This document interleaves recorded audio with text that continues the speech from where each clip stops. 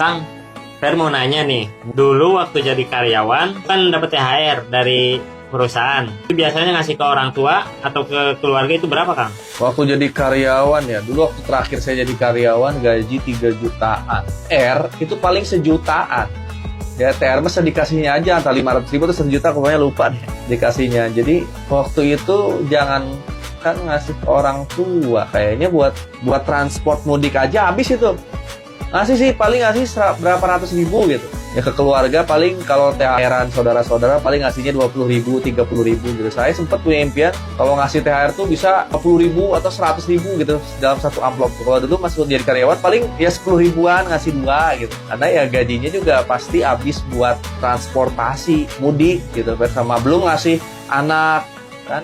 Kalau gaji itu kan belum ngasih anak baju lebaran, istri baju lebaran. Jadi orang tua tuh kebagian ya sedikit biasanya jadi karyawan. Nah, kalau sekarang di bisnis ini? Nah, waktu di Sahara emang berproses sih, Fer. Jadi waktu saya dapat mobil, nah udah mulai bisa ngasih. Ketika dapat mobil cash pertama tuh udah mulai bisa ngasih. Cuman nominalnya bisa lebih besar dibanding jadi karyawan. Yang biasanya ngasih ratusan ribu, ke orang tua udah mulai bisa ngasih jutaan. Ke keluarga nih, ke saudara-saudara itu udah mulai bisa ngasih ratusan ribu lah. Dari 300 ribu atau 500 ribu gitu lebaran buat jajan. Pas udah dapat Pajero mulai naik nih, ngasihnya bisa mulai lebih besar lagi. Ya bilang lebih besar, bahkan bisa ngasih tiap bulan, nggak harus nunggu setahun sekali. Waktu dapat mobil di Sahara, waktu saya dapat mobil pertama, itu ngasih masih setahun sekali. Tapi ketika udah dapat Pajero, itu udah bisa ngasih per bulan walaupun nggak terlalu besar waktu itu ya per bulannya. Lebaran bisa lebih besar. Nah, ketika udah dapat luxury, saya bisa ngasih per bulan, nggak usah nunggu lebaran. Per bulannya juga lebih besar. Pengeluaran buat keluarga itu biasanya puluhan juta ya.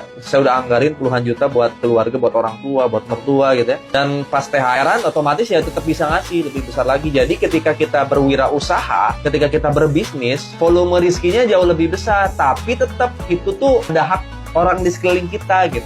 Jadi kita bisa ngasih ke keluarga, cuman jauh lebih banyak dibanding waktu jadi karyawan. Jadi Kang, sebenarnya enakan jadi karyawan atau jadi pengusaha gitu?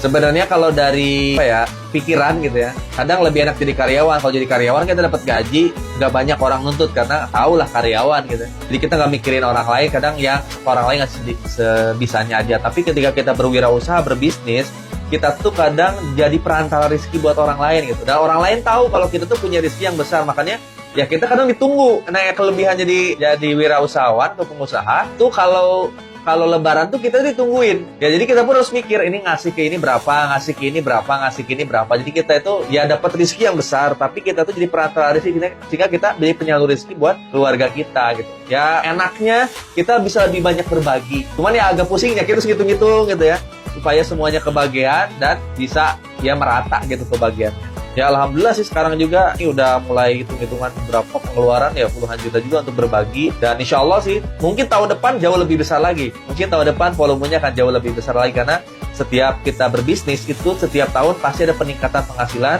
dan pasti ada peningkatan dalam jumlah berbagi. Oh iya nih Kang, saya kan ini masih muda, belum nikah. Nah itu bagusnya itu jadi karyawan dulu atau fokus bisnis gitu, 100%? Ya sebenarnya kalau Ferry mau jadi karyawan dulu boleh sih. Cuman ya bukan untuk nyari gaji. Jadi karyawan itu untuk supaya kita punya pengalaman, kita pernah kerja di bawah gitu. Pernah jadi karyawan sehingga kita bisa menghargai orang nanti ketika jadi pengusaha. Tapi kalau Ferry mau fokus berbisnis juga boleh. Karena bisnis yang dibangun ketika muda ya pasti nanti ngalamin kesulitan. Cuman kesulitan ketika kita belum nikah terutama itu gampang terlaluinya karena kita belum punya beban untuk keluarga nih. Misalnya ketika Ferry masih muda mulai berbisnis, kan ada gagalnya dulu ya. Gagal. Nah gagalnya tuh nggak ngerepotin orang lain gitu. Kitanya masih muda, masih sendiri gitu, masih mobilitasnya masih bisa kemana-mana, masih kuat mentalnya. Dibanding kalau berbisnis ketika tua, ketika ada ujian nanti keluarga ngikutin ngalamin ujiannya. Nah ketika muda udah berbisnis, nanti ketika mulai nikah itu tinggal nikmatin hasilnya aja. Ya tinggal banyak berbagi aja. Jadi saran saya sih kalau saya telat. Jadi nih usaha itu ketika pas nikah. Saran saya sih ketika muda belum nikah ya udah usaha habis-habisan. Mau gagal kayak mau berhasil, yang penting pengalaman bisnisnya dibanyakin. Sampai akhirnya jatah gagalnya selesai, nanti ketika nikah tuh udah tinggal jatah berhasilnya.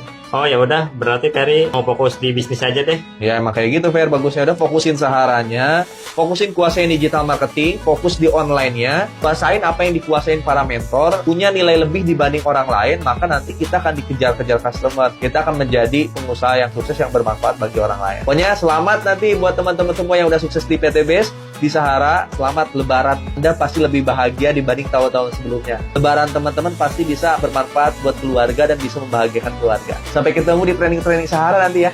Dadah.